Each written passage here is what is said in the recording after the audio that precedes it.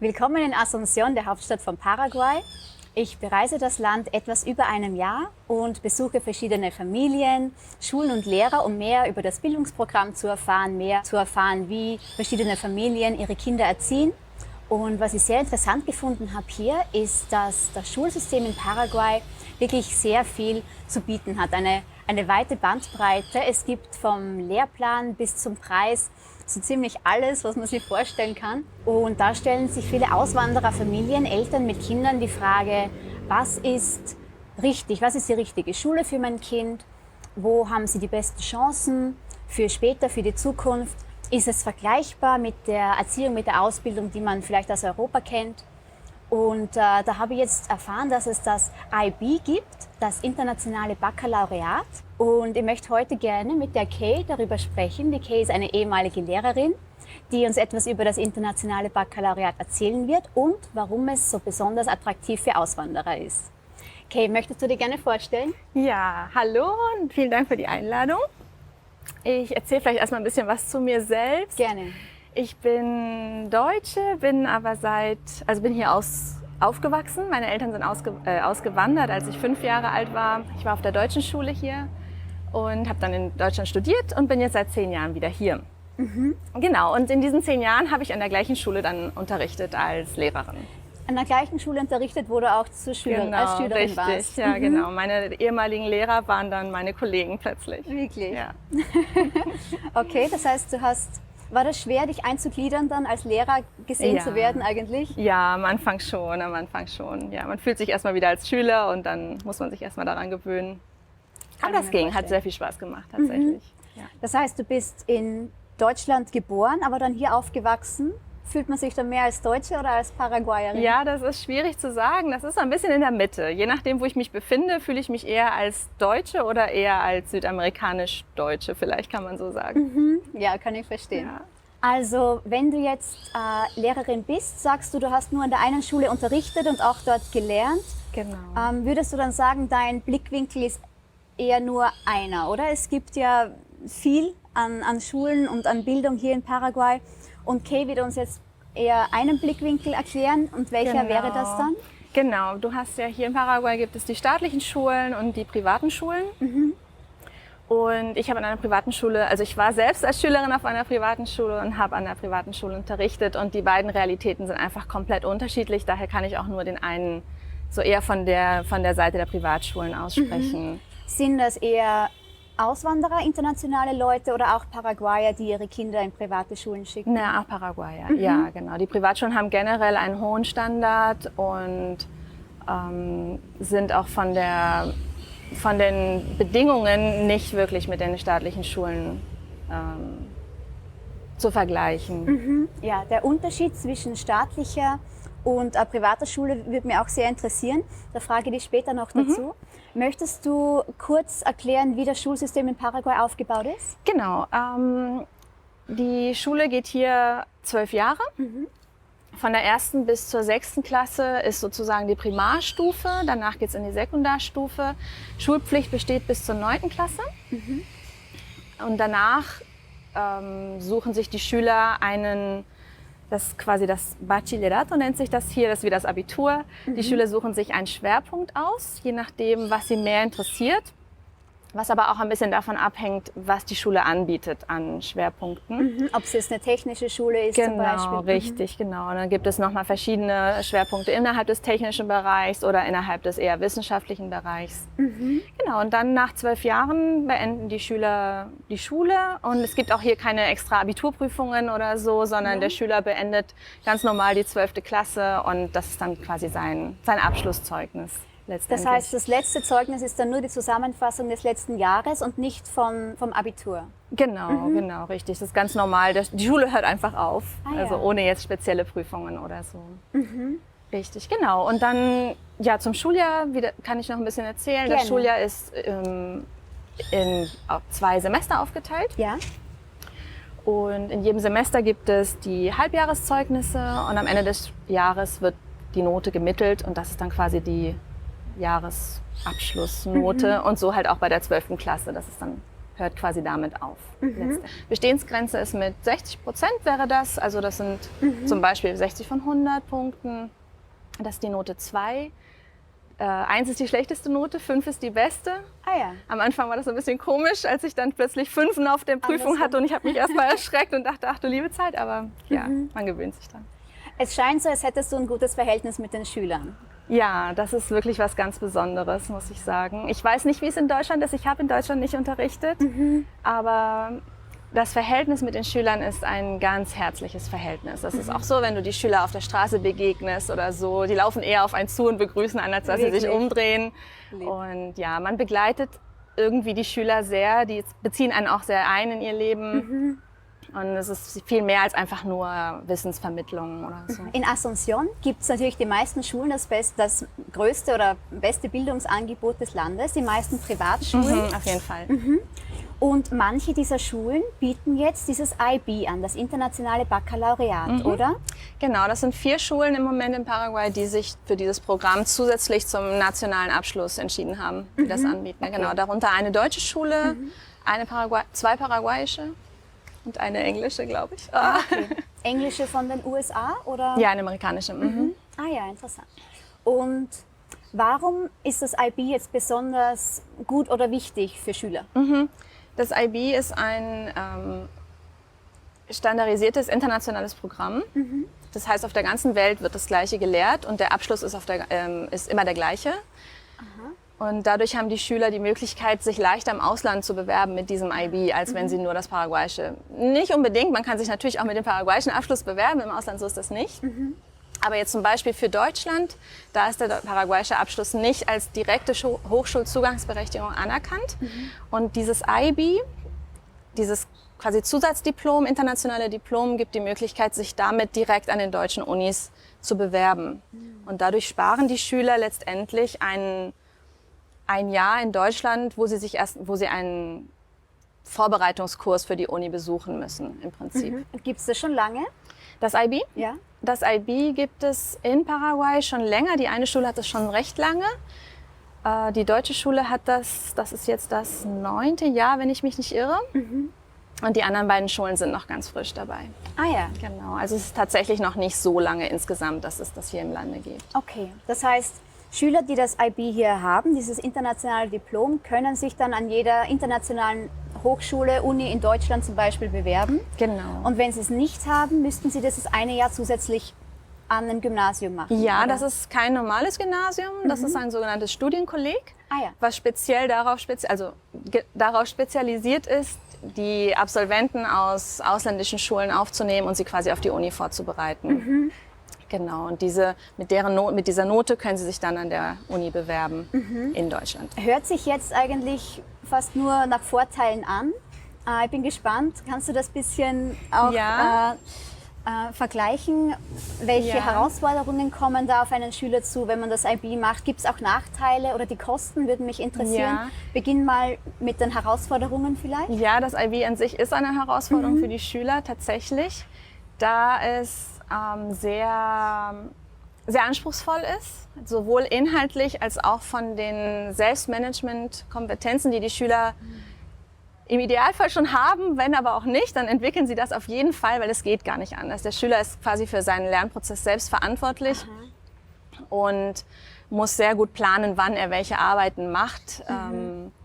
Das ist das eine, was die Schüler zumindest immer sagen, das eine Vorurteil, was man hat, dass man kein Leben hat, das stimmt aber nicht. Also die Schüler haben schon noch ein Privatleben nebenbei. Ist natürlich sehr viel vom Schüler abhängig, vom Typ Mensch. Okay. Ansonsten, das ist eigentlich der wenn man will, Nachteil, aber es ist eigentlich kein Nachteil, weil durch diese Erfahrung die Schüler sehr viel über sich selbst lernen. Und das ist auch etwas, was die Schüler, oder als sie dann von der Schule das IB beenden und die Schule beenden, das ist etwas, was sie selber sehr viel sagen, dass sie eben sehr viel gelernt haben in der Zeit. Okay, also die Herausforderung ist der Arbeitsaufwand, Genau. aber auch kommt es natürlich mit dem Gewinn der Persönlichkeitsentwicklung, der Selbstverantwortung. Genau, richtig, ja. Die Schüler werden schon sehr viel für die Uni vorbereitet. Ein Teil ist zum Beispiel eine wissenschaftliche Forschungsarbeit, die sie machen müssen, die sich über 8 Monate erstreckt. erstreckt, nicht erschreckt, so. Es ist ein bisschen erschreckend für die Schüler am Anfang, tatsächlich. Aber genau, und da zum Beispiel ist der Lehrer der Begleiter. Ja, und die Schüler arbeiten ganz selbstständig an einem Thema, was sie interessiert. Okay, also die Schüler arbeiten an dieser Arbeit, das ist jetzt nur für das IB, das ist zusätzlich zur letzten Klasse, dass man die abschließt, oder? Richtig, genau. Die Schulen wählen da ein bisschen selber, wie sie das integrieren in ihr Schulprogramm. Dadurch das Ministerium, das hiesige Erziehungsministerium bestimmte Fächer vorgibt, müssen halt zusätzlich zu dem IB auch bestimmte nationale Fächer belegt werden. Also es ist nicht nur das Programm, sondern es muss halt in dem nationalen Rahmen stattfinden, den das Erziehungsministerium vorgibt. Muss jeder Schüler in der Schule dann das IB machen, wenn die Schule das anbietet? Das ist ganz unterschiedlich. Also es gibt Schulen, wo die komplette Stufe das macht, wo es einfach alle machen, und es gibt Schulen, wo die Schüler das wählen können. Ah, okay. Gut, wie sieht es aus? Was müssen die Eltern machen? Wie betrifft die Eltern das IB?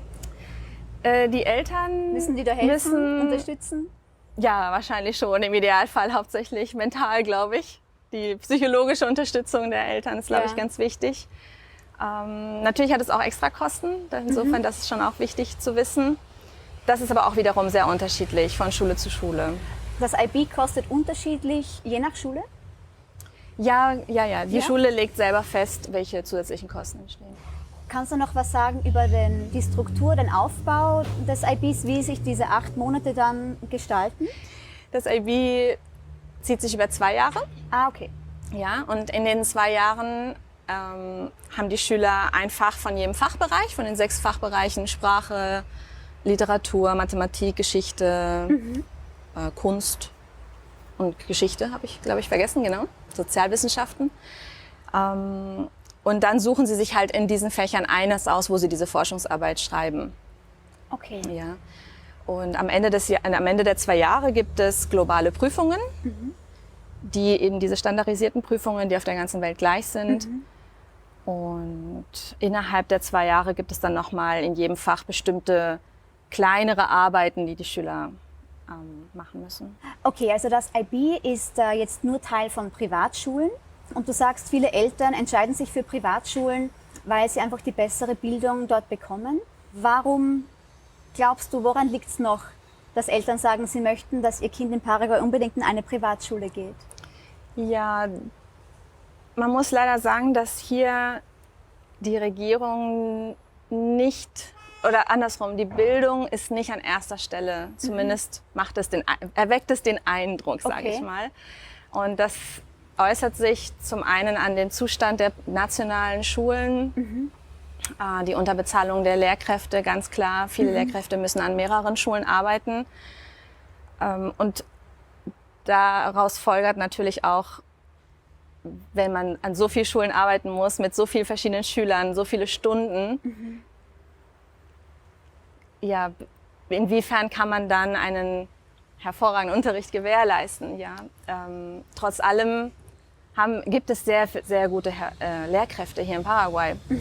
Ich denke bloß, dass die Bedingungen nicht unbedingt für einen guten Lernerfolg zuträglich sind an den nationalen Schulen. Auch wenn man, wie gesagt, ich war selber nie an einer nationalen Schule.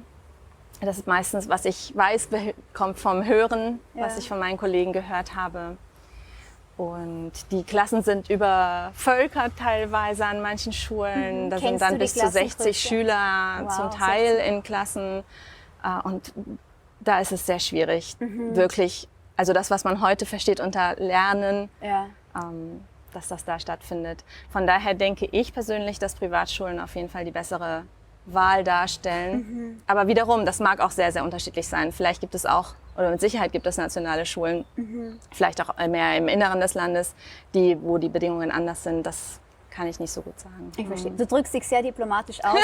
Man kann sich aber nicht wirklich vorstellen, dass es in einer Klasse mit 60 Schülern gute Didaktik geben kann. Ja. Es wird wahrscheinlich um Abschreiben gehen oder wahrscheinlich, so. Wahrscheinlich, ja. Ja. Und die Klassengröße in privaten Schulen, hast du da eine Ahnung?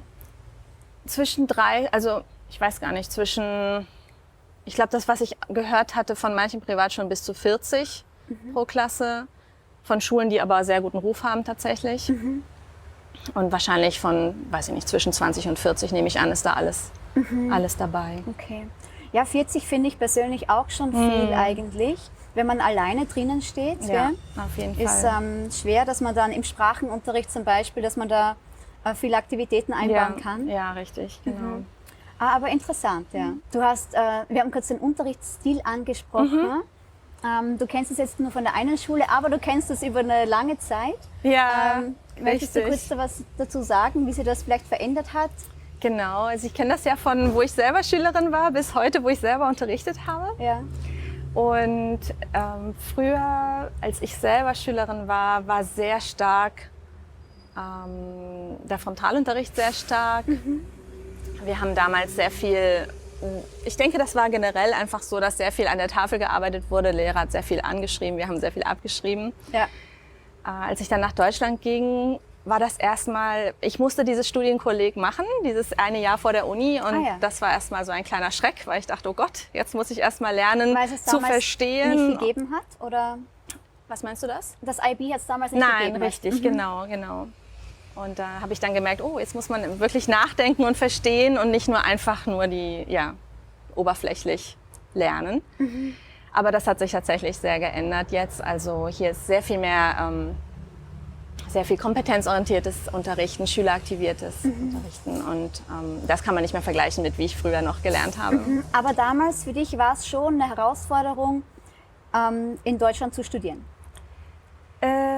Zu studieren nachher nicht mehr, würde ich sagen, aber dieses erste Jahr, das hat quasi, was auch eine sehr gute Vorbereitung ist, oder die Idee ist ja, dass die Schüler vorbereitet werden, nivelliert werden quasi für die Uni. Im Studium nachher selber war das dann, glaube ich, wie für alle anderen Studenten auch, denke ich. Ja. Also so wie das System gedacht war, hat es gut funktioniert eigentlich. Eigentlich schon. Nur, dass ja, du das eine eigentlich Jahr schon. halt extra dann gemacht hast. Genau, richtig, genau.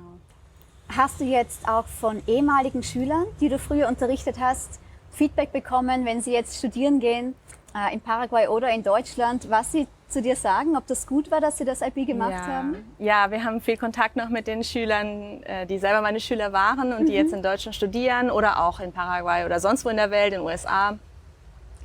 Und eigentlich alle, würde ich sagen, sind sehr positiv, sprechen sehr positiv über das IB, auch wenn sie in der Zwischenzeit manchmal ein bisschen gelitten haben, aber letztendlich sind, ich würde sagen, die meisten überzeugt von dem Programm und von den Kompetenzen, die sie dadurch erlangt haben. Also schätzen es sehr, dass sie das gemacht haben, Ja. auch wenn sie gelitten haben. Auch genau, richtig, genau. Oder auch die, die nach Deutschland gegangen sind, die sagen, oh ja, jetzt macht es Sinn, dass ich das oder jenes gelernt habe damals oder die und die Arbeit machen musste oder so. Ja, das ist schon sehr schön zu hören, wenn sie dann in die Welt hinausgehen und merken, dass sie vorbereitet sind für die ganzen Herausforderungen, die da draußen noch auf sie warten.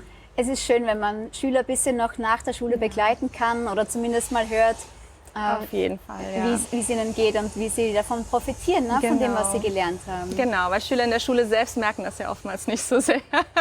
Und erst hinterher wird ihnen dann bewusst, dass sie doch eine gute Zeit hatten. Ja, ja. So, was würdest du jetzt Eltern raten, wenn sie in einer Schule sind, wenn ihre Kinder in einer Schule sind, die kein IB anbietet, aber sie meinen jetzt, das IB wäre schon wichtig, dass das Kind diesen Abschluss hat. Welche Möglichkeiten hat man da? Ja, wenn die Kinder auf eine ganz normale Schule, also eine Schule ohne IB gehen, dann bekommen sie ja den ganz normalen paraguayischen Abschluss, Ja? mit dem sie logischerweise hier in Paraguay studieren können. Und wenn sie aber zurück nach Deutschland gehen wollten, ich kann jetzt nur für Deutschland sprechen, für die anderen Länder weiß ich es nicht genau, dann müssten sie eben dieses einjährige Studienkolleg besuchen und damit können sie sich dann an der Uni bewerben. Das einjährige Studienkolleg dann in Deutschland. In Deutschland, genau. Schulen, wenn sie auf eine Schule gehen, die das IB anbietet, dann können sie quasi sich damit direkt an der deutschen Uni bewerben und sparen im Prinzip ein Jahr, wenn man so möchte. Okay. Gibt es die Möglichkeit, zwischen Privatschulen zu wechseln? Von Ja. einer Nicht-IB zu einer IB-Schule? Weißt du das? Oder? Das gibt es auf jeden Fall. Also ich kann mir nicht vorstellen, dass es irgendwelche Schwierigkeiten gäbe.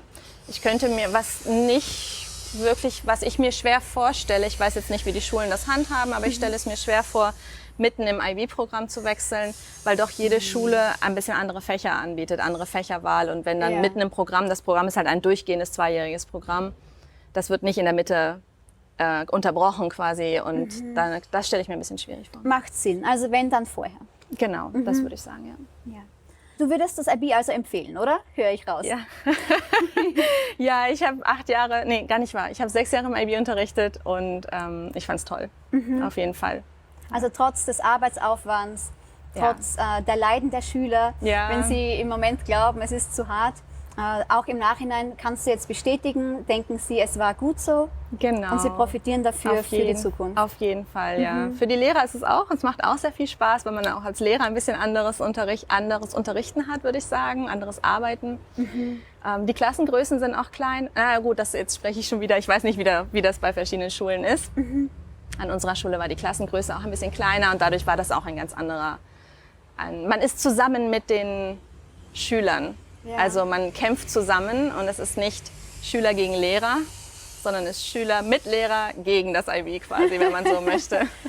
Und das schweißt zusammen tatsächlich. Ja, deshalb macht also es so es viel ist Spaß.